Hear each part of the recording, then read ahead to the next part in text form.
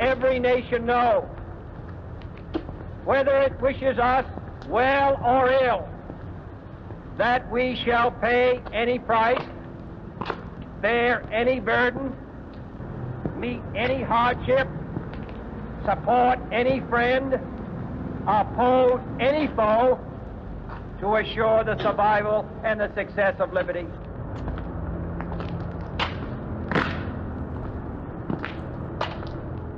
I'm confident, as I look to the future, that our chances for security, our chances for peace, are better than they've been in the past. And the reason is because we're stronger. And with that strength is a determination to not only maintain the peace, but also the vital interests of the United States. To that great cause, Texas and the United States are committed.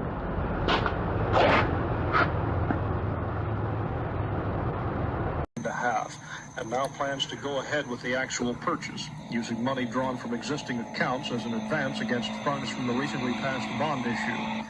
The bond money will become available early next year. When the contract is negotiated, the commissioners expect to pay about $500,000 for the historic building, which is in need of extensive renovation. For the past several years, the old warehouse has been home only to a few pigeons, and although the building is drafty and the interior is ragged, engineers say the basic structure is sound. The sign identifying the building as the Book Depository disappeared years ago. Only a recreation of the original, constructed for a motion picture, rests inside. County officials are considering preserving all or part of the 6th floor, including the corner where Lee Harvey Oswald is said to have fired shots at President Kennedy's motorcade in 1963.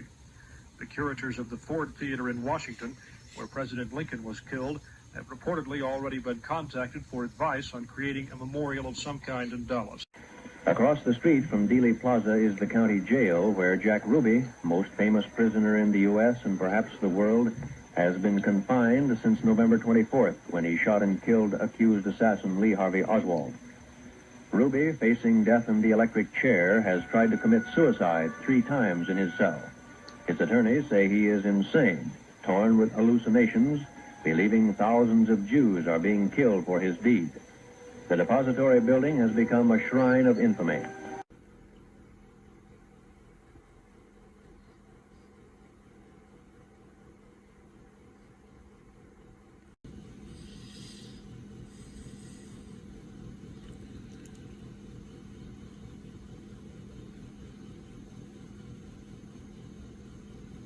The building was bought and partially renovated for Dallas County offices, but the top 2 floors are much like they were 20 years ago. Oh boy, this is a walkout. This is not open to the public. In fact, the 6th floor is locked. The Dallas County Historical Foundation has the key.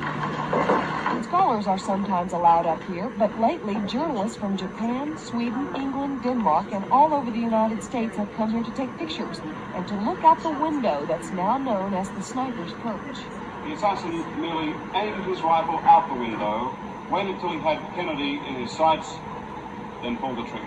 I think it's not only of interest to people in Australia, Jane. I think it's of interest to people all over the world, not just in the United States the president was loved. The mystery surrounding the Kennedy assassination has only grown more intense as years have gone by. People want to know exactly what happened here that day in November, and we probably never will. The object of a proposed $1.9 million facelift. Commissioners plan to remodel the lower 3 floors of the building and construct a new courtroom for their meetings along with new offices for themselves.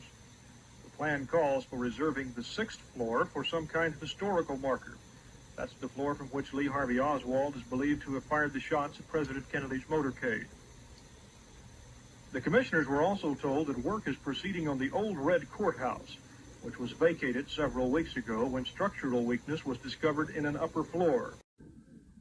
One of the most famous or infamous landmarks in Dallas is the Texas School Book Depository, which, according to the Warren Commission, is the spot from which Lee Harvey Oswald shot President John F. Kennedy.